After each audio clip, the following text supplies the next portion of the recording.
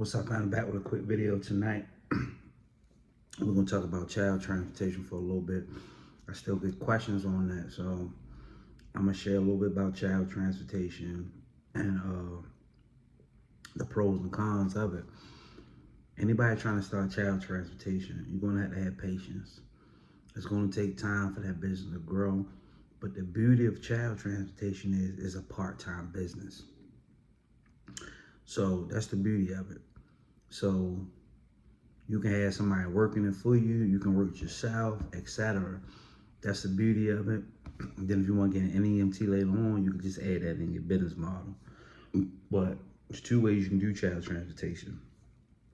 The way I used to do it when I first started, I did it more like a taxi service. We did group, but we did more so taxi service too. We would take kids to the basketball game on Saturday morning, like basketball practice. Sometimes parents would call us. We had to bring them to their job. Sometimes we would pick kids up at the school program. They might get off at 5 o'clock, 6 o'clock. We would pick them up. We would bring them home. We would do that, you know, and then we still would do our group transportation where we picking 5, 6 kids up. You gotta remember back then when I first started, y'all, I started with a GMC Envoy, a Honda Pilot, and a Denali, a GMC Denali. So there were only 5, 6 passenger vehicles, and then the Honda Pilot was a 7 passenger. So we was rolling. Sometimes we would have to go to a school, pick up 6, 7, drop them off at the Boys and Girls Club, come back, pick up the other 6, 7. Well, we was rolling, you know, just knowing what we had to do back then. But we soon realized, man, it was just too much. It was only me, my wife, and we had a girl working for us part-time, Tanetta, my sister in Christ. She was helping us out doing runs down in Raleigh. But when I look back at it right now, just thinking about it, man, we was running hard. I think we was doing probably about $6,000, $7,000 a month out the gate. That wasn't all profit though. You know, just overall we was doing like close to $6,000, $7,000 a month. But I don't do that no more. Now I strictly do. And we was doing morning transportation then too. We didn't have a whole lot of clients, but we was just running with it because we had smaller vehicles. But now we have bigger vehicles, 15 passengers. Now we just go to 2, 3 schools. We try to put it in an area where it's 2, 3 schools in the area, 3, 4 schools in the area, whatever, and we target those charter schools. You know, sometimes we might get a school a little outside of our service area, what we do, but if we can squeeze it in, we'll do it. But that's how we started. But then we end up doing just more so. We go to the schools, pick 7 up from one school, 7 from another school. Then you drop everybody off, or sometimes you might pick up 7 that's going home, and then 5 might go to the Boys and Girls Club, you know. So drop the ones at the Boys and Girls Club off, then we take the kids home. Another thing you gotta understand about child transportation, you guys, is that a lot of times you're dealing with parents, and parents are paying you. Yes, we are a vendor at one school that we got right now, and the school pay us. We take home a couple of their kids, and then they pay us, but then we still got parents that pay us from that school. So it just takes time to build up. Usually we done most of our routes in an hour and a half. So, I mean, I'm talking about the people leave out 2:30 to get the vans, they back at the place where we park the vehicles at by 4:30. I'm talking about deadhead, like to the school, take all the kids home and back home, 2 hours. We done. But we could be making more money, but we just not, because me and my wife just got so much other stuff going on.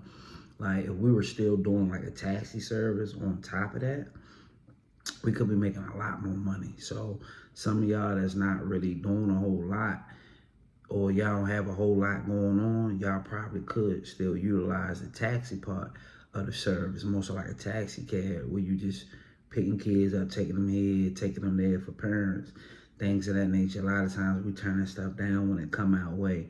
Here lately, we haven't been getting any calls like that. But if you do, and we chose to kind of weave out mourning. So we had a location this year where the parents would just bring the kids like down the street from our house, and they would just meet us there, get in the van, we would take them. We really don't fool with morning. We just do the evening. But if somebody else was getting in there, you could take that morning on, and you can take that evening on, and you can do like a taxi service and just build your clientele up. Child transportation, it takes time to build. But once you build it, it's good. It's an easy business. It's part-time.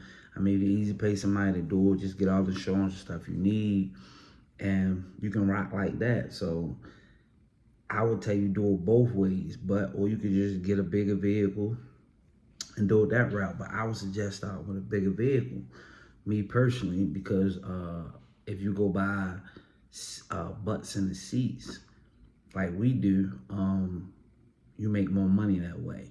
It's a part-time business, so you're really not paying nobody a whole lot to run the route for you. So it's still enough profit in it for you to make money. But the more vehicles you got, the more money you're gonna make with child transportation. The more vehicles you got, the more butts you gonna get in them seats.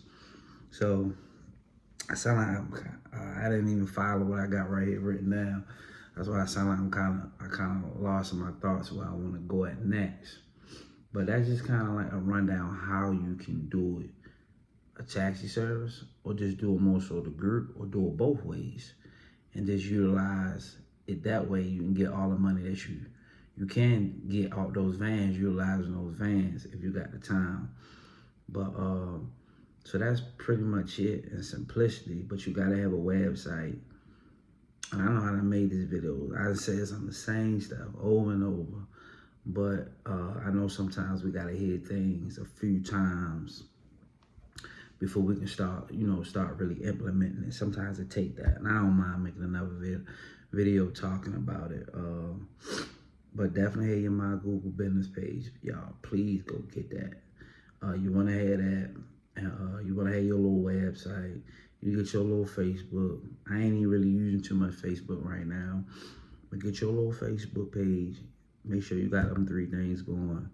And just go to schools, put your flyers out. But the power of having a My Google business page is that it's not a lot of child transportation companies. So when parents go put in child transportation and on Google, your site gonna pop up. Like we be popping up for people in Cary and all types of stuff. We just be turning that stuff down because we can't do it. But because it's not a lot of child transportation companies, Google is pulling us up for people in Cary, people that's 45 minutes, an hour away from our house, because it's not a lot of child transportation companies. And you don't want to take no stuff 45 minutes, an hour from your house. You don't want to do that. But so that's how you kind of can do it. That we can get on of course, the insurance part. You're not going to be able to get general liability if you don't have a contract or on a vendor list for a school. It's going to be hard for you to get it. But the way I was able to get it, because I ended up being a vendor on the list from a school.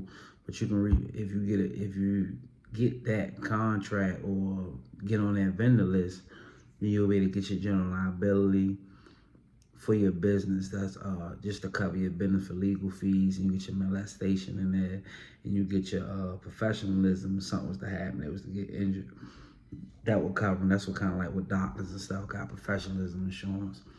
But your auto policy, you're gonna have to shop around. Sometimes it's kind of hard for child transportation to get an auto policy, but you see it more often now because you see a lot of child transportation popping up out here, especially in North Carolina. But get your auto policy. You just try to go find your insurance agent. Google auto policy, insurance agents, or insurance agents that give commercial auto policies. And once you get the brokers, you talk to the brokers and see what they can do for you. That's all you can do to figure out a price for your insurance. Then you can figure out your rates once you figure out what your insurance is. But I would tell you, I just try to keep it tight. Don't be driving too far, things like that. Because gas is high, so all the stuff gonna eat. It's gonna eat your pocket. Another thing about child transportation, people will quit on you. You know what I'm saying? You might have, we lost a few kids this year, but we seem to always pick kids up when we lose kids, but you will lose kids in child transportation throughout the course of the year. I think we might have had freaking 50 kids when we first started. I know we lost quite a few, but we gained quite a few.